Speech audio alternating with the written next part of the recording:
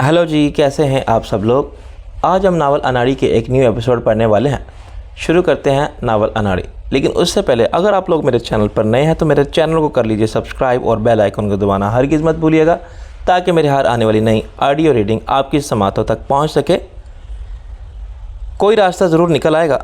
आयशा खुद यहाँ आ रही है, मैं इससे कोई बात नहीं करूँगा। ना करना, मैं कर लूँगा। मैंने बिगड़ के कहा, ना तो और ना कोई और। मैं तुझे बता रहा हूँ, तेरी मेरी दोस्ती ख़त्म हो जाएगी। गुस्सा हराम है फीके पुत्र। गुस्सा बंदे की अकल को ऐसे कहा जाता है जैसे हुक्मरान इस मुल्क को खा गए, सिवाय हसरत तामीर के घर में खाक नहीं। आयशा कबाब जितना दौलतमंद और बाअसर है, इतना ही सियाना भी है। खैर, ये कोई कहने की बात नहीं।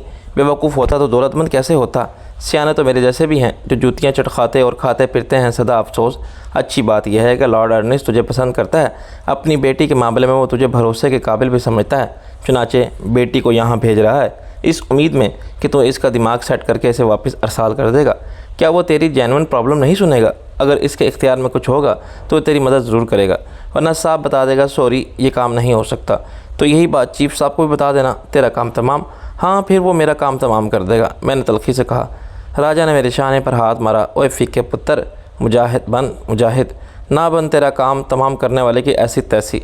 अबे ये शहाबुद्दीन और गामे शाह चीज़ क्या है? सालों को ऐसे गायब करा सकते हैं हम क्या? सूरत हाल के सूरह इसराफील पर उठेंगे तो मैदान हशर का रास्ता पूछते फिरेंगे। मेरे दिल को राजा की बात से थोड़ी सी तकवीत मिली। बका की जंग में यूँ हथियार डालने वाला तो मैं भी नहीं हूँ लड़ाए बगैर। अभी तो इस मसले को भी परे रखते हैं। एक मसला है आयशा का, इसे रोकना तो तेरे बस की बात नहीं, लेकिन गरीब खाना है ये, मुझे हर बला के लिए निमट लेंगे इस बला से भी। राबिया तेरी मुखलिस मददगार है, वो बहुत कुछ कर सकती है तेरे लिए। दरें इसना तो अपने अब्बा को भी सब बता दे। इनके और तेरे दरमियान जनरेशन गैप कम है, क्योंकि वो प्रोफेसर थे। तेरी उम्र के सैकड़ों नौजवान इनके शागिर्द रहे हैं। इससे घर में माहौल साजगार रहेगा। आयशा के इश्क का भूत उतरने में ज़्यादा दिन नहीं लगेंगे। मेरा अंदाज़ा है कि 1 महीने में वो भाग जाएगी, और ना भागी फिर मेरे काबू में है एक थानेदार। वो क्या करेगा? वो तुझे हर चीज़ फराम कर सकता है। क्लाशनकोफ और दस्ती बम से लेकर राकेट तक हर चीज़ वो हस्बे ज़रूरत किसी के कब्ज़े से बरामद कराने के लिए हाजिर स्टॉक में रखते हैं। राजा ने राजदारी से कहा, अफ़गानिस्तान के मुजाहिदीन का माल आजकल बहुत आया हुआ है। मुझे बहुत शानदार चीज़ दी है इसने। साइलेंसर वाला खुदकार रिवाल्वर है। किसी को गोली मार तो दो, इसे भी पता नहीं चलता कि आखिर हुआ क्या है। तूने ऐसी ख़तरनाक चीज़ क्यों ली? यार मिल रही थी इसलिए ले ली, और मुफ्त बहरहाल नहीं ली। तेरे लिए भी कोशिश करता हूँ। एक चीज़ और इसने तोहफे में दी थी, जैसे कि आजकल मार्केटिंग का तरीका है, ऊँट लो तो बिल्ली मुफ्त, बीवी लो तो बच्चा मुफ्त। इसने मुझे अंधेरे में देखने वाली ऐनक दी। सख्त ममनुआ है वैसे तो, मगर ममनुआ तो यहाँ जमहूरियत भी है। बात करते करते वो आगे झुका। फ़ौरन खोपड़ी मत घुमाना, तेरे पीछे ज़रा अदाएँ जानिब एक बंदा बैठा है, वो मुझे कुछ मशकूक लग रहा है। वो क्यों? प्रेस क्लब का मेंबर तो वो है नहीं। एक मेंबर के साथ आया था, लेकिन बहुत देर से अकेला बैठा है। मेंबर ना जाने कहाँ चला गया है। इसी मेंबर से पूछ ले फ़ोन करके। यार वो भी जाली साफ़ी है, किसी ज़रिए से एक अखबार के रिपोर्टर का प्रेस कार्ड बनवा लिया है, लोगों को ब्लैकमेल करता फिरता है। ये बंदा अनजान नज़र आने की कोशिश तो कर रहा है, मगर इसकी दिलचस्पी या तेरी ज़ात में है या मुझ में, इससे बात करते हुए डर लगता है। राजा ने इसे एक गाली दी। दरअसल मुझे इसका चेहरा भी देखा हुआ महसूस हो रहा है। अब याद आया कि इसे तो मैंने कुछ देर पहले भी अपने घर के बाहर देखा था। वहाँ ये मोटरसाइकिल में कोई ख़राबी तलाश करने की एक्टिंग कर रहा था। मैंने कहा, तेरा मतलब है वो हमारा पीछा करता हुआ यहाँ आया है? मूर्ख सिंह, ये तेरे घर से तेरा ताक़ुब कर रहा होगा। अब तो ऐसा कर, हाल के आखिर में है, वॉशरूम जाते हुए इस पर एक निगाह डाल और बैतुल खला में क़याम कर इसके ऊपर गौर व खौज फरमा, शायद तुझे कुछ याद आ जाए। राजा ने कहा और अपना हाथ बढ़ा दिया। मैंने कहके के साथ इसके हाथ पर हाथ मारा और उठ खड़ा हुआ। जब मैं इस शख्स के करीब से गुजरा तो वो बिल्कुल मेरी तरफ मुतवज्जा नहीं था। वो बनाम एक अखबार में शाया होने वाली किसी हसीना को जलवारेज़ तस्वीर पर नज़र जमाए बैठा था।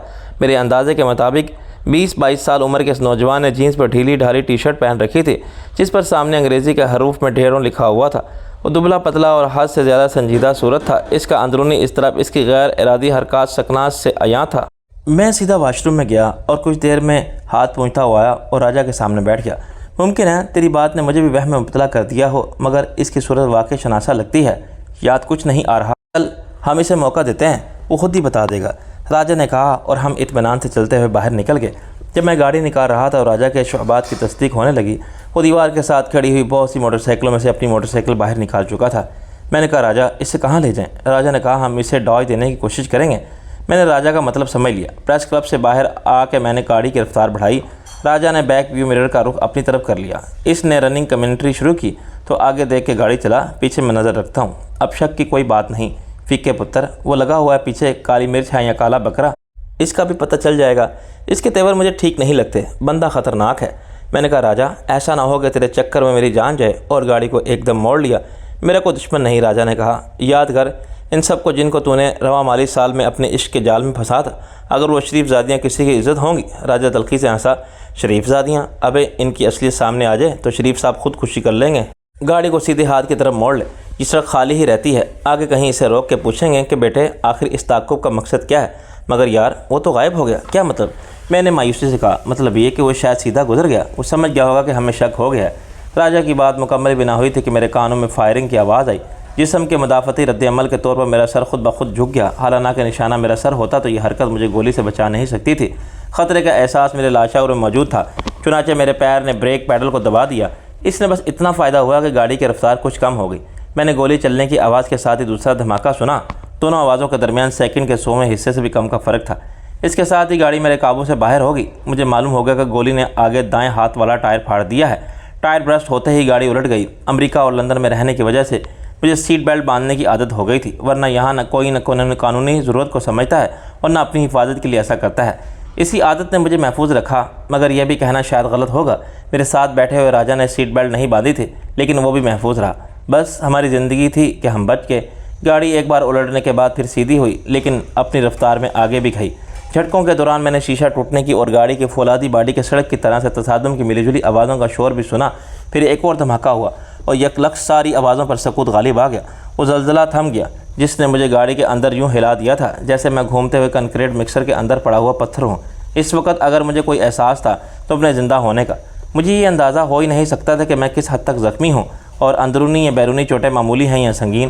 ہوش کے اولین سمے یا پہلا رد عمل یہ تھا کہ میں نے چلا کے راجہ کو آواز دی۔ وہ میرے ساتھ ہی سیٹ پر الٹا پڑا تھا اور اس کے ماتھے پر خون تھا۔ میں نے چلا کے کہا، راجہ تو ٹھیک ہے؟ جواب میں اس نے حرکت کی، ہاں میں ٹھیک ہوں۔ اب میں نے اپنے ہاتھوں پیروں کو ہلا کے دیکھا، اسکرین کا شیشہ باریک ذرات کی صورت میں اندر بکھرا تھا۔ یہ ذرات میرے سر کے بالوں میں پھنسے ہوئے تھے، میرے جسم کے کھلے حصوں پر خراشے ڈال کے چپک تھے، خون میرے چہرے پر اور ہاتھوں پر لکیریں بنا رہا تھا۔ میں نے سیٹ بیلٹ سے آزاد ہو کے راجہ کو سہارا دیا اور رات سیٹ پر سیدھا بیٹھنے میں مدد دی۔ اس وقت نہ جانے کہاں سے دوڑ کے بہت سے لوگ آ چکے تھے۔ سڑک پر سے گزرنے والی بہت سی گاڑیاں رک گئی تھی، وہ سب ہمارے مددگار تھے۔ انہوں نے بڑی محنت سے ہمیں باہر نکالا۔ چھت بچک جانے سے گاڑی کے دروازے پھنس گئے تھے، کھڑکیوں کے شیشے بھی ٹوٹ چکے تھے۔ لوگوں نے ہمیں انہی کھڑکیوں سے باہر کھینچا۔ اسی وقت تک مجھے معلوم ہو گیا تھا کہ آخری دھماکہ گاڑی کے کھمبے سے ٹکرانے کا تھا۔ ٹیلی فون کا کھمبا پیچھے کی طرف جھکا گیا تھا۔ جب مجھے اور راجہ کو ہاسپٹل لے جانے کے لیے الگ الگ گاڑیوں میں منتقل کیا جا رہا تھا تو میں پوری طرح ہوش میں تھا۔ حادثے کی جگہ پر ٹریفک جام ہونے لگا تھا اور کم سے کم 30-40 افراد وہاں جمع ہو چکے تھے۔ اچانک میری نظر نے بہت سے دکھی اور مہربان انسانوں کے درمیان اپنے دشمن کا چہرہ پہچانا۔ اس چہرے پر نفرت کے زہر میں بجھی ہوئی مسکراہٹ تھی اور 2 آنکھیں تھیں جن میں عداوت اور بغض کی آگ دہکتی محسوس ہوتی تھی۔ اس کو میں نے کچھ دیر پہلے ہی پریس کلب میں دیکھا تھا، اب وہ چہرے کو ہیلمٹ میں چھپا رہا تھا۔ میں نے چلا کے لوگوں کو بتانے کی کوشش کی، وہ شخص اسے روکو۔ 2 افراد مجھے ایک کار کی پچھلی سیٹ پر لٹا رہے تھے۔ ان میں سے ایک نے کہا، کون؟ اور پلٹ کے دیکھا۔ میں نے کہا، وہ جس کی ٹی شرٹ پر ڈیزل لکھا ہوا ہے۔ دوسرے نے اس وقت تک دروازہ بند کر دیا۔ چلو ادھر جو ہاسپٹل ہے قریب ہو۔ آگے گاڑی کے ڈرائیور نے کلچ پیڈل چھوڑ دیا اور گاڑی ایک جھٹکے سے سڑک پر دوڑنے لگی۔ میں نے سر اٹھا کے باہر دیکھنے کی کوشش کی مگر وہ اب وہاں نہیں تھا۔ میں نے کہا، اس نے گولی چلائی تھی۔ ڈرائیور نے سر گھما کے مجھے دیکھا، کس نے گولی چلائی تھی؟ میں نے کہا، وہ نکل گیا۔ اس نے گولی چلائی تھی تو ٹائر برسٹ کر دیا، اس سے گاڑی الٹی تھی۔ میرے خیر خواہ تشویش میں مبتلا ہو گئی، کون تھا وہ؟ میں نے کہا، اس کا نام تو میں نہیں جانتا۔ کار چلانے والے نے کہا، چلو جی اللہ نے بچا لیا ہے، اب مہربانی کرنا، یہ بات کسی سے مت کہنا ورنہ معاملہ لمبا ہو جائے گا، ہم کسی چکر میں پڑنا نہیں چاہتے۔ پچھلی سیٹ پر مجھے سنبھالنے والے نے کہا، ہم آپ کو سرکاری ہاسپٹل لے جا رہے ہیں، پرائیویٹ ہاسپٹل والے تو کیس لیں گے ہی نہیں، آپ بس اتنا کہنا کہ ٹائر پھٹ گیا تھا، حادثہ بتانا، قاتلانہ حملہ بتاؤ گے تو آپ کے لیے بھی بڑی مصیبت ہو جائے گی۔ ڈرائیور نے کہا، پولیس والے بہت پیسہ کھائیں گے، آپ تو اس بندے کا نام بھی نہیں جانتے، بس اللہ کا شکر کرو کہ جان بچ گئی آج، آخر کیوں چلائی تھی اس نے آپ پر گولی؟ میں نے کہا، مجھے بھی یہ بھی علم نہیں۔ انہوں نے گاڑی کو ہاسپٹل کے اندر شعبہ حادثات کے سامنے روکا اور مجھے نیچے اترنے میں مدد دی۔ ایک نے کہا کہ وہ کسی کو بلا کے لاتا ہے جو مجھے اسٹریچر پر لے جائے، اس نے مجھے وہیں ایک بینچ پر بٹھا دیا۔ دوسرے نے کہا کہ وہ گاڑی کو پارک کر کے آتا ہے۔ چند منٹ میں مجھے اندازہ ہو گیا کہ ہمدردی کے جذبات سے مغلوب ہو کے میری مدد کرنے والے مجھے یہاں تک لانے والے قانونی چکروں کے ڈر سے فرار ہو گئے ہیں۔ میری حالت ایسی نہیں تھی کہ مجھے اسٹریچر کی ضرورت ہوتی، میں خود چل کے بھی طبی امداد کے لیے بنے ہوئے کاؤنٹر تک جا سکتا تھا، لیکن میں بیٹھا رہا۔ مجھے راجہ کی آمد کا انتظار تھا۔ مجھے چوٹیں ضرور آئی تھی مگر میری کوئی ہڈی نہیں ٹوٹی تھی، اور میں یہ سوچ رہا تھا کہ راجہ کی حالت ٹھیک ہوگی تو میں سرکاری ہاسپٹل کے چکر میں نہیں پڑوں گا۔ راجہ کچھ دیر بعد ایک ایمبولینس میں پہنچا جسے کوئی اپنی گاڑی میں چھوڑنے نہیں آیا تھا۔ شعبہ حادثات کے سامنے کافی لوگ جمع تھے۔ ایمبولینس سائرن بجاتی آگے بڑھی تو لوگوں نے راستہ چھوڑ دیا۔ جب راجہ کسی سہارے کے بغیر ایمبولینس سے اترا تو مجھے کچھ اطمینان حاصل ہوا۔ فیکے پتر، تو ٹھیک ہے نا؟ راجہ نے مجھے نظروں سے اور کچھ ہاتھوں سے ٹٹول کے دیکھا۔ ہاں، اور تو؟ میں نے کہا، تیرا تو کافی خون بہہ گیا۔ ابے نہیں، معمولی زخم ہے، کچھ خراشیں ہیں، چل آجا میرے ساتھ، لیکن ایک بات دھیان سے سن لے، یہاں صرف حادثے کا سبب بتانا ہے، یہ نہیں کہنا کہ کسی نے گولی چلائی تھی۔ میں نے سر ہلایا۔ میں کہہ دوں گا بریک فیل ہو گئے تھے۔ لوگوں کے درمیان سے گزر کے ہم OPD انچارج کے پاس گئے۔ راجہ کا پریس کارڈ نہ ہوتا تو وہ پہلے ہمیں پولیس سرجن سے رجوع کرنے کا مشورہ دیتا۔ ضابطے کی کارروائی کے بغیر ڈاکٹر نے ہمارا معائنہ کیا اور کہا کہ فکر کی کوئی بات نہیں، معجزاتی طور پر ہماری سب ہڈیاں سلامت ہیں۔ ایک ہیوی ویٹ لیڈی ڈاکٹر نے ہمیں صدقے میں 2 کالے بکروں کی قربانی کا مشورہ بھی دیا۔ جب ہمارے زخم صاف کر کے مرہم پٹی کر دی گئی تو مجھے اندازہ ہوا کہ زخم سطحی صحیح میرے ہاتھوں پر اور چہرے پر اتنی خراشیں ہیں کہ میرا اس حالت میں گھر جانا قطعی مناسب نہیں۔ میرے ماتھے اور چہرے پر میڈیکل ٹیپ کے 4 سفید کراس تھے۔ میری دائیں کلائی جھٹکے سے مڑ گئی تھی، اس پر ڈاکٹر نے اسٹریچ بینڈ باندھ دی تھی۔ بائیں ہاتھ کی پوزیشن بھی بہتر نہ تھی، جسم کے دیگر حصے چوٹ سے متاثر ہوئے تھے۔ ڈاکٹر نے کہا تھا کہ ان میں کچھ درد اور سوجن کا اثر لازمی ہوگا۔ انہوں نے مجھے اور راجہ کو اینٹی ٹیٹنس انجیکشن لگائے، 5 دن کے لیے اسٹرانگ اینٹی بائیوٹک کے ساتھ درد مٹانے والی گولیاں دی اور مکمل بیڈ ریسٹ کے لیے کہا۔ مجھے اپنی تباہ ہو جانے والی گاڑی کی فکر تھی۔ راجہ نے کہا کہ یہ سارے معاملات وہ سنبھال لے گا۔ مجھے پریشانی تھی کہ گھر کیسے جاؤں۔ اماں تو مجھے دیکھتے رونے لگیں گی اور ابا کو اختلاف ہونے لگیں گے۔ میں ان کی اکلوتی اولاد تھا اور برسوں ان سے دور رہنے کے بعد پاکستان آیا تھا۔ انہیں سنبھالنا اور یہ یقین دلانا مشکل ہو جائے گا کہ تشویش کی کوئی بات نہیں۔ سب سے بڑھ کر دادی، وہ تو عمر کے اس حصے میں بھی جب معمولی سا صدمہ بھی جان لیوا ثابت ہو سکتا ہے۔ راجہ نے کہا، ابھی کیا ضرورت ہے گھر جا کے یہ چاند جیسا داغدار چہرہ دکھانے کی؟ شہناز کے پاس چلتے ہیں۔ میں نے کہا ٹھیک ہے، مگر شہناز سے کیا جھوٹ بولنا ہے؟ سچ وہی ہوگا جو تو بتائے گا۔ میری کس بات کا تو وہ یقین ہی نہیں کرتی یار۔ راجہ نے تعصب سے سر ہلایا۔ اپنا اعتبار تو نے خود گوایا ہے مہاراجہ۔ ڈاکٹر ہونے کے باوجود شہناز نے خاصی بدحواسی دکھائی اور کچھ رونا دھونا بھی کیا، مگر بالآخر اس نے ایک بیڈ کو جنرل وارڈ میں تبدیل کر کے ہمیں ساتھ ساتھ لٹا دیا۔ اسے اچھی نرس ہمیں کہاں میسر آتی۔ ساتھ ہی اس نے اپنی ڈاکٹری بھی دکھائی اور ہمیں ایک انجیکشن لگا دیا۔ اس کے بارے میں شہناز نے بتایا کہ سکون آور تھا۔ اب تم سو جاؤ گے اور جب اٹھو گے تو شوق کا اثر ختم ہو جائے گا، بہت بہتر محسوس کرو گے، شہناز نے کہا۔ راجہ نے احتجاج کیا، ہم باتیں کرنا چاہتے تھے۔ شہناز نے لائٹ آف کی اور دروازہ بند کر دیا۔ اب تو سونا ہی پڑے گا، چلو آنکھیں بند کرو، منہ بند نہ کیا تو ٹیپ چپکا دوں گی، الو کی پٹھی۔ راجہ نے کچھ محبت اور کچھ خفگی سے کہا۔ میں نے کہا، راجہ تیرے جیسے گھٹیا اور کمینے شخص کے ساتھ آخر شہناز کی کیسے گزرے گی؟ بہت اچھی گزرے گی، جیسے اب گزر رہی ہے۔ راجہ نے چڑھ کے کہا، تو اپنی فکر کر، تیرے پیچھے کئی بلائیں لگی ہوئی ہیں۔ جب میری آنکھ کھلی تو میری حالت یقیناً بہت بہتر تھی۔ راجہ پھر پہلے اٹھ گیا تھا اور باہر لاؤنج میں بیٹھا گرم گرم پکوڑے کھا رہا تھا جو شہناز براہ راست کچن سے ارسال کر رہی تھی۔ مجھے اندازہ ہوا کہ میں 6 گھنٹے کی نیند لے کر اٹھا اور باہر رات ہو گئی ہے۔ شہناز نے کہا، رفیق بھائی کیا حال ہے؟ چائے تیار ہے، بیٹھ جائیں آپ بھی ان کے ساتھ۔ اب کیسا محسوس کر رہے ہیں؟ بہت بہتر، میں نے کہا۔ حقیقت بھی یہی تھی، سکون آور دوا کے زیر اثر نیند نے مجھے واقعی پرسکون کر دیا تھا، ورنہ سونے سے پہلے میں بہت نروس تھا۔ اس حادثے نے میرے اعصاب کو منتشر کر دیا تھا۔ ہر حادثے کی دہشت ایسی ہی ہوتی ہے جیسے تھوڑی دیر بعد اثر کرتی ہے، لیکن اس سے نجات پانے میں بہت عرصہ لگتا ہے۔ میرے لیے دوہرا عذاب اس خیال کا ہی تھا کہ گاڑی کا الٹ جانا محض ایک حادثہ نہیں تھا جو کسی کے ساتھ کہیں بھی پیش آ سکتا ہے اور جس کی وجہ کا تعین قدرت کرتی ہے۔ یہ ایک قاتلانہ حملے کا نتیجہ تھا۔ میرا عقیدہ پہلے بھی راسخ تھا کہ وقت آ جائے تو اپنی تدبیر سے کوئی ٹال نہیں سکتا، اور جس کا وقت نہ آیا ہو اسے کوئی مار نہیں سکتا۔ میں نے بالکل معمولی نظر آنے والے واقعات میں ناقابل یقین طور پر لوگوں کو مرتے دیکھا تھا۔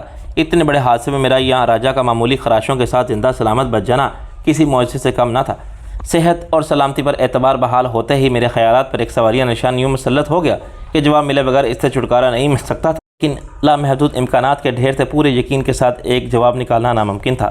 سوال ایک ہی تھا، آخر وہ کون تھا؟ اس کے بدن سے دوسرا ضمنی سوال جنم لیتا تھا کہ وہ مجھے کیوں قتل کرنا چاہتا تھا۔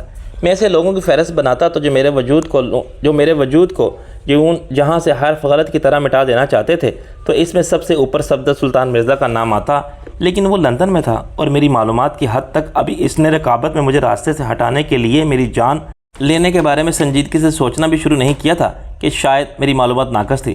اس کے بعد لیڈی سیلیسا ارنسٹ تھی جس میں جانی دشمنوں میں شمار کرتا تھا، اور لندن میں مجھ پر ایک ناکام قاتلانہ حملے کی سازش کے بارے میں ثبوت اس کے خلاف گئے تھے، لیکن میرے تنہا پاکستان لوٹ آنے کے بعد وہ کچھ مطمئن ہو گئی تھی کہ اس کی سفید فام عالی نسب بیٹی فی الحال محفوظ ہے۔ چند دن میں وہ بھی یہ بندوبست نہیں کر سکتی تھی کہ پاکستان میں مجھے ٹھکانے لگانے کے لیے کرائے کے قاتل تلاش کر لے۔ خطرہ مجھے چیف کی طرف سے بھی تھا اور غم شاہ شہاب الدین جیسے لوگوں سے بھی، لیکن فی الحال ان کے مفادات کے تقاضے کچھ اور تھے۔ وہ مجھ سے مدد کے طالب تھے اور مجھے نقصان نہیں پہنچا سکتے تھے۔ کیو کے نزدیک پہلے میں ایک مفرور تھا اور میرا افراد بھی بغاوت کے مترادف تھا، مگر 8 سال میں صورتحال بدل گئی تھی۔ تنظیم کے قبضے سے اختیار و اقتدار کے سارے وسیلے نکل گئے تھے۔ ان کے سینکڑوں کارکن مار جا چکے تھے اور ہزاروں جلا وطنی یا روپوشی کی زندگی گزار رہے تھے۔ نیر سیاست دوران نے ان کے دشمنوں کو عروج بخش دیا تھا اور تنظیم اپنا وجود برقرار رکھنے کی جنگ بھی ہار رہی تھی۔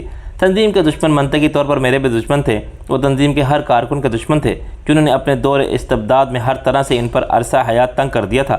تنظیم کے چیف کے حکم پر اپنے حریفوں کا قتل عام کیا تھا، ان کے گھر اجاڑے تھے، ان نجی اور سرکاری جیلوں میں ٹھونسا تھا، ان پر جھوٹے مقدمات کے انبار لگا دیے تھے اور وحشیانہ تشدد کے سارے حربے آزمائے تھے۔ اب وہ برسر اقتدار تھے تو تنظیم کے لیے کام کرنے والے جنگی مجرم کا درجہ اختیار کر گئے تھے۔ ہر شکست خوردہ قوم کے ساتھ فاتحہ نے تاریخ کے ہر دور میں انتقامی کارروائی کی ہے تو مورخ نے بھی اسے مکافات عمل کا نام دیا ہے۔ میرا خیال تھا کہ جیسے تنظیم مجھے بھول چکی ہے، ایسے ہی تنظیم کے ظلم و ستم کا شکار ہونے والے بھی مجھے بھول چکے ہوں گے، لیکن میرا خیال غلط تھا۔ اگر شہاب الدین نے پاکستان پہنچتے مجھے احساس دلا دیا تھا کہ میں خود کو ان کے شکنجے سے آزاد نہ سمجھوں، ایسے ہی تنظیم کے دشمنوں بھی مجھے پہچان لیا ہوگا۔ میرا یہ عذر کون قبول کرے گا کہ میں نے جو غلط کام کیے تھے، جبر کے تحت کیے تھے اور تنظیم کے ہاتھوں بلیک میل ہو کے کیے تھے؟ ایک سوال یہ بھی تھا کہ آخر میں نے کیا غلط کام کیے تھے؟ میرا ماضی تاریخ کا حصہ تھا۔ جو کچھ میں کر چکا تھا نہ بھلایا جا سکتا تھا اور نہ سنایا جا سکتا تھا۔ مجھے اب یاد بھی نہیں تھا کہ ظلم اور ناانصافی کے شکار ہونے والے کون تھے اور کتنے تھے، لیکن وہ بہت تھے۔ ان میں ایسے بھی تو ہوں گے جنہوں نے مجھے دیکھ لیا ہوگا، پہچان لیا ہوگا، میرا نام اس فہرست میں لکھ لیا ہوگا، جن کے جرائم ناقابل معافی تھے، جن کے لیے سزا مقسوم تھی۔ یہ طے کر لیا گیا تھا کہ وہ جہاں ملیں گے اور جب ملیں گے انہیں سزا ضرور دی جائے گی۔ انتقام کی سیاست معافی کسی کے لیے نہیں تھی، اینٹ کا جواب پتھر سے دینے کا چلن تھا۔ چنانچہ معمولی جرم کی سزا کا عبرت آموز ہونا بھی ضروری تھا، اور یہ عمل جاری تھا۔ جو کل ظالم تھا وہ آج مظلوم تھا، اور مظلوم نے ظالم کا روپ دھار لیا تھا۔ کبھی کا وقت دھارا پھر الٹا بہنے لگے گا تو کردار بھی الٹ جائیں گے۔ تاریخ ایسے ہی بنتی ہے کہ میرا نام بھی سزائے موت پانے والوں میں درج تھا۔ اگر تھا تو کس کی فہرست میں؟ راجہ نے میرے سامنے چٹکی بجائی۔ زمین پر آجا فکے پتر۔ یار میں سوچ رہا تھا، اب سوچنے سے کچھ نہیں ہوتا، وہی ہوتا ہے جو منظور خدا ہوتا ہے۔ اس نے میری بات کاٹ دی۔ میں نے کہا آخر وہ کون تھا؟ ہم پریس کلب میں ہی پوچھ لیتے اس سے، مگر خیر تیسری بار سامنے آیا تو چھوڑوں گا نہیں۔ راجہ ہنسا۔ چپ چاپ پکوڑے کھا، شہناز کو بس یہی معلوم ہے کہ ایک معمولی سا ایکسیڈنٹ ہو گیا تھا۔ میں نے کہا جس میں گاڑی مکمل طور پر تباہ ہو گئی ہے، ابھی یہ بات بلا چھپی رہ سکتی ہے؟ ہم تو فرار ہو گئے جائے حادثہ سے اور ہاسپٹل سے گھر آ کے سو گئے۔ گاڑی کی لاش ابھی تک وہیں پڑی ہوگی۔ راجہ کے سکون اور اطمینان میں کوئی فرق نہیں آیا تھا۔ اسے پولیس اٹھا کے لے گئی تھی، میں نے بات کر لی ہے۔ تیرا جب دل چاہے ان کے مردہ خانے سے گاڑی کا جنازہ اٹھا لینا اور دفنا دینا کسی بھی قبرستان میں، لیکن یہ خبر چھپائی تو نہیں جا سکتی۔ خبر؟ اب ایک ایسی خبر تو سمجھ لے کے معاملہ ختم۔ وہ کیا کہتے ہیں، انت بھلا سو ہو بھلا۔ میں نے کہا یہ اچھا انجام ہے، اس سے اچھا انجام کیا ہو سکتا تھا دوست؟ ایسے حادثے میں 8 گھنٹے بعد یا تو مرحومین کفن بیان تدفین کے مراحل سے گزر رہے ہوتے ہیں یا ٹوٹی پھوٹی ہڈیوں پر پلاسٹر چڑھائے پڑے ہوتے ہیں۔ ہم یہاں بیٹھ کے کھا رہے ہیں گرما گرم پکوڑے۔ کیا اس کے لیے ہمیں خدا کا خصوصی طور پر شکر گزار نہیں ہونا چاہیے کہ اس نے ہم جیسے گناہ گاروں پر اتنا رحم کیا؟ میں نے کہا اس میں کیا شک ہے؟ راجہ نے شہناز کی طرف دیکھا۔ جواب، چائے کی ٹرے سجا رہی تھی۔ میرے زندگی میں ایسے مواقع پہلے بھی آ چکے ہیں جب میری وفات ممکن تھی۔ میرا خیال ہے کہ شہناز کی دعاؤں نے مجھے بچا لیا، ورنہ یار میرے اپنے اعمال تو ایسے ہیں ہی نہیں۔ میں خود حیران ہوتا ہوں کہ جس راہ پر میں چل نکلا تھا، اس پر چلتے چلتے میرا بھائی قدیر سیدھا قبرستان پہنچا۔ وہ موت کا کھیل ایسا ہی تھا، میں کیسے بچ گیا؟ راجہ نے ایک آہ بھری۔ یار تیرے ساتھ ماں باپ کی دعائیں تھیں، مجھے انہی کی فکر ہے راجہ۔ ان کے سامنے میں کیا منہ لے کر جاؤں گا؟ میں گھر سے نکلا تھا تو میرا منہ ایسا نہیں تھا۔ راجہ نے ایک ڈکار لی۔ ابے کیا ضرورت ہے فوری طور پر انہیں منہ دکھانے کی؟ 2-4 دن میں یہ داغ دھبے اور خراشیں ایسی نہیں رہیں گی۔ تھوڑی سی سوجن ہے دائیں طرف اور ناک پر، یہ بھی ٹھیک ہو جائے گی۔ 2-4 دن کیا، میں چہرے پر نقاب ڈال کے پھروں؟ کچھ تو بتانا پڑے گا انہیں۔ وہ گاڑی کے بارے میں بھی پوچھیں گے، کتنا جھوٹ بولوں گا میں؟ اتنا مت گھبرا فکے پتر، یاد رکھ انسان کی سب سے بڑی طاقت اس کا دماغ ہے۔ دماغ سے بڑا کمپیوٹر نہ ایجاد ہوا نہ ہوگا۔ اگر یہ تیرے کنٹرول میں ہے تو ہر مسئلے کا حل نکالا جا سکتا ہے۔ اس گاڑی کو جو در حقیقت تیرے ابا کی گاڑی تھی، ایسے ہی بھلا دے جیسے ان سب لڑکیوں کو تو نے بھلا دیا جو ولایت میں تیرے زیر استعمال رہیں۔ میں نے کہا بکواس نہ کر، دیکھ میرے سامنے کبھی اپنی پارسائی کا راگ مت آلاپنا۔ میں ذرا لگی لپٹی رکھے بغیر بات کرتا ہوں۔ اپنے ابا سے کہہ دینا کہ پرانی گاڑی تو میں نے بھیج دی، وہ میرے جیسے رئیس کے شیان شان بھی نہیں تھی، اور ولایت میں جو لڑکیاں، میرا مطلب ہے جو گاڑیاں میرے زیر استعمال رہیں، ان کے مقابلے میں ایسے ہی تھی جیسے عائشہ کے مقابلے میں رابعہ، یا وہ جو ماسی آتی ہے نا گھر میں جھاڑو برتن کرنے، وہ دروازے پر کھڑی دیکھے گی نئی چمچم کرتی لمبی مرسڈیز تو خوشی سے نہال ہو جائے گی۔ میں نے کہا وہ مرسڈیز تو خرید کے دے گا مجھے۔ یار میں تو تجھ پر آس لگائے بیٹھا ہوں، جیسے تیرا سارا خاندان بیٹھا ہے، اتنی بڑی جاگیر کا مالک تو ہے یہاں میں۔ ابے جاگیر جاگیر جاگیر سالے، ابھی تو میں نے صرف نام ہی سنا ہے، دیکھا تک نہیں اس جگہ کو۔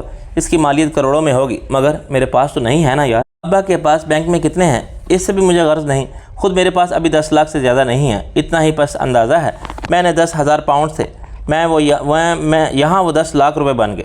راجا نے کہا کل کی فکر نہ کر، جس کے اثاثے کروڑوں کے ہوں اسے ہر بینک ہاتھ جوڑ کے کروڑوں دیتا ہے کہ سرکار آپ کی مرضی، کمرشل پلازا بنائیے، کوئی صنعت لگائیے، بین الاقوامی تجارت میں قدم رنجہ فرمائیے، کچھ بھی کیجیے، بس قرض لے کر ہم پر احسان فرمائیے۔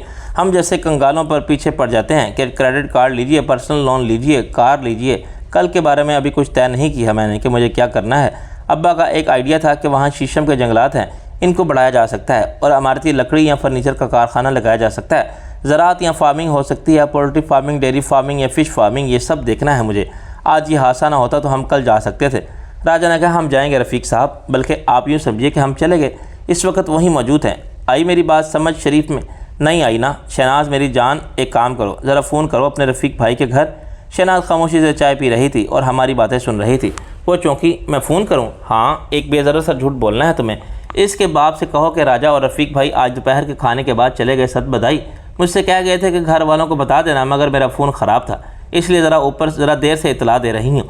ہو سکتا ہے 2-4 دن لگ جائیں، انہیں آپ پریشان نہ ہوں۔ مگر راجا، شہناز نے احتجاج کیا، مگر بعد میں کرنا، راجا بگڑ گیا۔ یہ معاملات تمہاری سمجھ کے دائرے سے باہر کے ہیں، اسی لیے جیسا میں کہہ رہا ہوں ویسا ہی کرو۔ جب تک تم مجھے بتاؤ گے نہیں کہ تم مجھ سے جھوٹ کیوں بلوانا چاہتے ہو، اور وہ بھی رفیق بھائی کے والدین سے، میں فون نہیں کروں گی۔ راجا خوشامد پر اتر آیا۔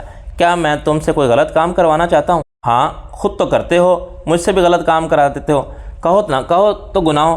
رانی، اس کی کیا ضرورت ہے؟ راجا نے کھسیائے ہوئے انداز میں میری طرف دیکھا۔ دیکھو، جھوٹ اگر مفاد عامہ کے لیے بولا جائے اور اس سے کسی کو فائدہ پہنچے تو کوئی گناہ کی بات نہیں۔ اپنے بھیا کی ظاہری حالت تو تم دیکھ ہی رہی ہو۔ ایسی حالت میں اماں ابا کے سامنے جاتے ہوئے ڈرتا ہے کہیں ان کو ہارٹ اٹیک نہ ہو جائے۔ دادی کی عمر تم جانتی ہو، وہ معمولی سے صدمہ بھی کہاں برداشت کر سکتی ہے۔ اس کی گاڑی کو بھی خاصا نقصان پہنچا ہے، وہ ابا کی گاڑی تھی، انہیں دیکھ کے صدمہ ہوگا۔ اس کی اماں کی طرح ون آنر تھی۔ رفیقہ کا یہ خیال ہے کہ اب اس کو ٹھکانے لگا دیا جائے، جیسے بھینس جو دودھ نہ دے بوچر خانے والوں کے لیے حوالے کر دی جاتی ہے۔ یہ چاہتا ہے کہ اسے بھی کباڑیوں کو دے کر ایک نئی کار خریدے اور ابا کو پیش کر دے۔ کیا اس میں کوئی غلط بات ہے؟ اس میں تو کوئی حرج نہیں، مگر یہ صرف تمہارا خیال ہے جو غلط نہیں ہو سکتا کہ 2-4 دن میں زخم اور سوجن وغیرہ کے نشانات ختم ہو جائیں گے یا کم ہو جائیں گے۔ 2-4 دن کی روپوشی کے لیے ہم نے سوچا ہے کہ اس کی جاگیر ہی دیکھ آئیں، یہ کام بھی ضروری ہے، لیکن ابھی تم اس قابل ہی کہاں ہو سفر کرو۔ تمہیں 4-5 دن اینٹی بائیوٹک گولیاں لینی ہوں گی اور درد کی دوائیں۔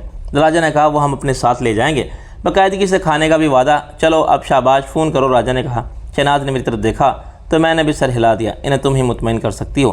مجبوراً شہناز نے فون پر وہ سب کہہ دیا جو ہم چاہتے تھے، تاہم اس کی تشویش برقرار رہی۔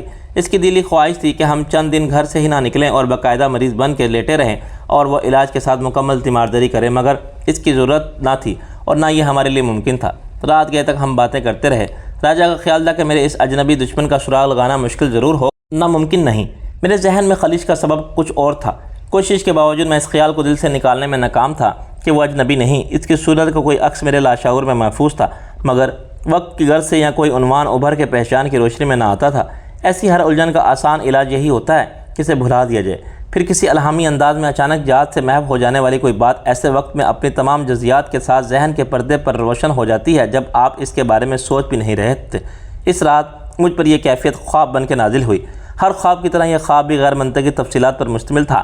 اس کے واقعات ایک مسلسل فلم کی طرح نہیں تھے، بلکہ مختلف فلموں کے ٹکڑوں جیسے تھے جو ایک کہانی سے بھی مربوط نہ ہوں۔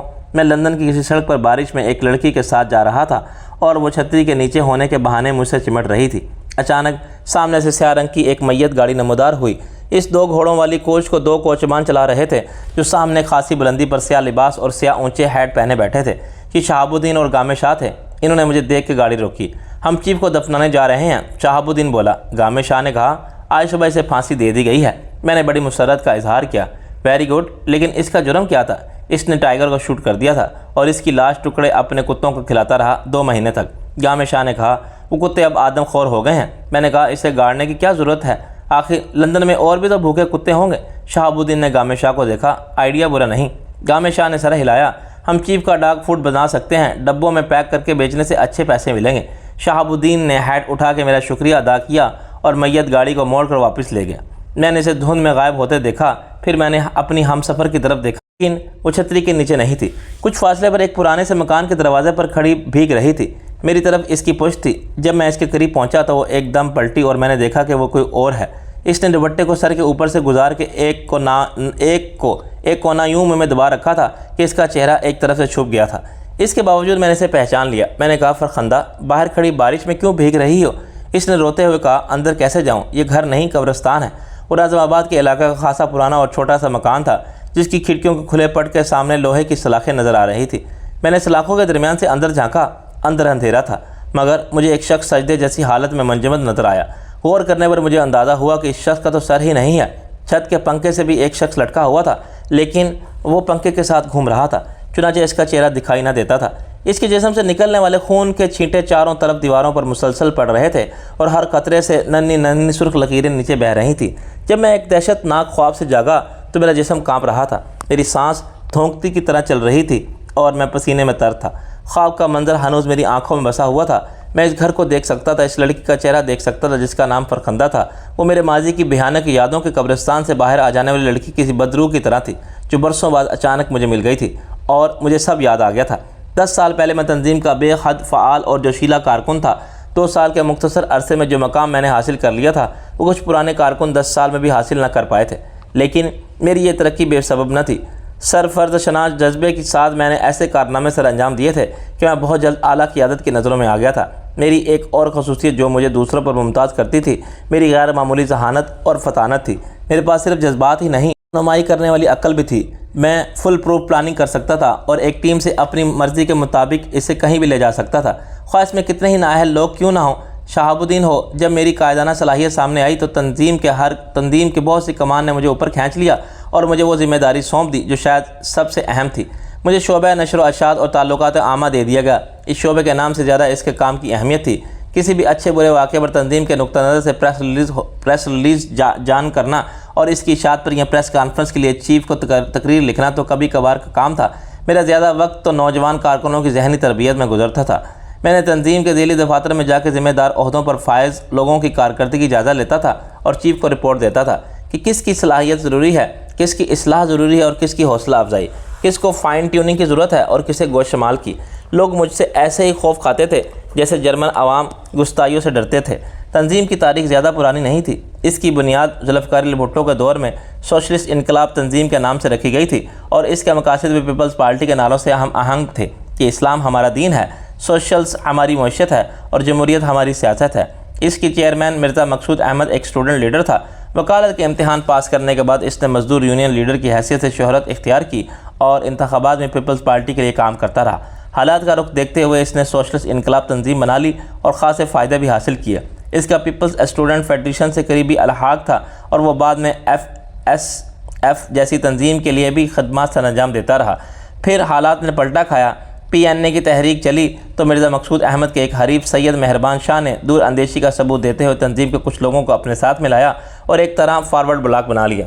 اس نے بڑی ہوشیاری سے ایک افواہ پھیلائی کہ مرزا مقصود احمد در حقیقت قادیانی ہے اور ربو میں لوگ اسے بھی MM احمد ہی کہتے ہیں۔ یہ جھوٹ تھا مگر بڑے منظم طریقے پر بولا گیا اور اس کی تشہیر میں بھٹو مخالف سیاسی جماعتوں سے پوری مدد لی گئی۔ قادیانیوں کے خلاف جذبات عروج پر تھے اور ان کو غیر مسلم قرار دینے کا مطالبہ زور پکڑتا جا رہا تھا۔ مرزا مقصود نے ہر ممکن طریقے سے اس الزام کو مسترد کر دیا مگر آگ پھیل چکی تھی۔ جب ایک عدالتی فیصلے کے ذریعے قادیانوں کو غیر مسلم قرار دے دیا گیا تو صورتحال اور خراب ہو گئی۔ سید مہربان شاہ نے موقع سے فائدہ اٹھایا اور ایک رات کچھ سلام پرست نوجوانوں نے عالم اشتعال میں مرزا مقصود احمد کو قتل کر دیا۔ سید مہربان شاہ نے خود کو تنظیم کا امیر کہلوایا۔ ضیاء الحق کے دور میں سید مہربان شاہ نے پارٹی کا نام سوشلسٹ انقلاب تنظیم سے بدل کر اسلامی انقلاب تنظیم کر دیا اور تھوڑی بہت سرکاری سرپرستی بھی حاصل کر لی۔ یہ دور ختم ہوا تو تنظیم پھر ٹوٹ پھوٹ کا شکار ہوئی۔ سید مہربان شاہ نے خطرہ محسوس کیا تو جان بچا کے ملک سے نکل گیا۔ اس نے اتنی دولت اکٹھی کر لی تھی کہ اسے سیاست میں رہ کے جان کا خطرہ مول لینے کی ضرورت نہیں تھی۔ اس نے کسی غیر ملکی عورت سے شادی کی اور آسٹریلیا میں سیٹل ہو گیا۔ جب میں نے تنظیم میں شمولیت اختیار کی تو یہ نہ سوشلسٹ تھی اور نہ اسلامی بلکہ عالمی انقلاب تنظیم تھی اور اس کا صدر مجیب الرحمان تھا جو دنیا بھر میں عدم مساوات اور ناانصافی کے نظام کے خلاف نوجوانوں کو انقلابی طاقت استعمال کرنے کی تبلیغ کرتا تھا۔ وہ ظلم، بدعنوانی، استحصال اور غریبی دور کرنے کے لیے بیک وقت اسلام کی تعلیمات کے حوالے بھی دیتا تھا۔ چین کے انقلاب کی بات بھی کرتا تھا اور اتاترک سے نیلسن منڈیلا تک سب کا مداح تھا۔ اس کی آتش فشانی سے نوجوان ذہنوں کا متاثر ہونا قدرتی بات تھی۔ پھر مجیب الرحمن نے چولہ بدلا اور عالمی کی بجائے اسے عوامی انقلاب تحریک بنا دیا گیا اور خود کو چیف کہلوانے لگا۔ اگلے 5 سال تک اس نے میرے جیسے ناپختہ شعور رکھنے والے بے شمار نوجوانوں کو اپنے مذموم مقاصد کے لیے استعمال کیا۔ اس کا فلسفہ یہ تھا کہ اب قانونی جدوجہد سے کچھ حاصل نہیں ہو سکتا کیونکہ انصاف کے دروازے بند ہو چکے ہیں۔ غریبوں کو اپنی تقدیر بدلنے کے لیے اپنی قوت بازو پر بھروسہ کرنا ہوگا، ہر خرابی کا علاج خود کرنا ہوگا۔ وہ راست و اقدام کے فلسفے کا مبلغ تھا۔ انصاف خود کرو، انتقام خود لو، خرابی کو خود مٹا دو، حق چھین لو۔ اس کا تشدد کا فلسفہ اس دور کے مایوس، فرسٹریشن کے شکار، بے یقینی اور گمراہی میں مبتلا اینگری ینگ مین کو اپیل کرتا تھا۔ خود میں نے تنظیم کے لیے جو کچھ کیا تھا وہ آج میرے لیے باعث شرم تھا اور میرے ضمیر پر ایک مستقل بوجھ کی حیثیت رکھتا تھا۔ وہ مسمرزم تھا یا کوئی شیطانی جادو جس نے میری عقل پر پٹی باندھی تھی اور میرے دماغ کو مسموم کر دیا تھا۔ میرے جیسے سینکڑوں نہیں ہزاروں نوجوان لا قانونیت کے راستے پر چلتے ہوئے مارے گئے، جیلوں میں پہنچے یا روپوش ہو گئے، دشمنوں کے ہاتھوں اغوا ہوئے یا تباہ ہو گئے۔ چیف مجیب الرحمن پر کوئی آنچ نہ آئی۔ جب اس کے دشمن غالب آنے لگے تو وہ دبئی چلا گیا، وہاں سے جرمنی پہنچا۔ اس کے دستے راست سمجھے جانے والے خود اس کے ہاتھوں مارے گئے، باقی تتر بتر ہو گئے۔ انہوں نے بلیک میلنگ سے اپنے مذموم مقاصد پر عمل درآمد کا سلسلہ جاری رکھا۔ یہ 10 سال پہلے کی بات ہے جب تنظیم کی طاقت اپنے عروج پر تھی۔ چند دن پہلے خفیہ ذرائع نے ایک غدار کی نشاندہی کی تھی جو در بدر تنظیم کے مفادات کے خلاف کام کر رہا تھا۔ میں یونیورسٹی کے امتحان میں آخری پرچے سے فارغ ہو کے نکلا تو شہر جانے والی بس، جسے پوائنٹ کہتے ہیں، نکل گئی تھی۔ اگلے پوائنٹ کی روانگی میں دیر تھی۔ میں بس اسٹاپ پر کھڑا سوچ ہی رہا تھا کہ اب گیٹ تک پیدل جا کے پبلک ٹرانسپورٹ پکڑوں یا کیفیٹیریا چلا جاؤں کہ ایک سیاہ رنگ کا کار میری سامنے آ رکی۔ اس کے شیشے بھی سیاہ تھے مگر اس کار کو پہچاننا تھا۔ ونڈو اسکرین کے پیچھے میں نے خوفناک مونچھوں والے شوفر کو بھی دیکھا جس کے چہرے سے جلادوں جیسی خباثت اور بے رحمی ٹپکتی تھی۔ اس کے ساتھ ایک اور شخص کلاشنکوف سنبھالے بیٹھا تھا۔ پیچھے والا دروازہ کھلا تو میں نے اپنے ڈپارٹمنٹ کی ایک لڑکی ماریا کو دیکھا تھا۔ یہ کار بھی اسی کی تھی۔ اس کا باپ میرا باس اور چیف کا دست راز تھا۔ اس لڑکی کچھ کہنے سے پہلے ہی میں اس کے ساتھ بیٹھ گیا۔ ماریا نے مسکرا کر کہا، پوائنٹ نکل گیا تمہارا؟ میں نے کہا ہاں، مصروفیت میں وقت کا خیال ہی نہیں رہا۔ وہ معنی خیز انداز میں ہنسی۔ مصروفیت ہو فرخندہ جیسی تو ایسا ہونے کے امکانات بڑھ جاتے ہیں۔ میں نے اس کی بات کا جواب نہ دینا بہتر سمجھا۔ وہ بہت عرصے سے میرے پیچھے پڑی ہوئی تھی اور اپنے باپ کو بھی بتا چکی تھی کہ وہ مجھے پسند کرتی ہے۔ یہ پسند بالکل یک طرفہ تھی اور بہت عرصے تک مجھے بھی اس کا علم نہ تھا۔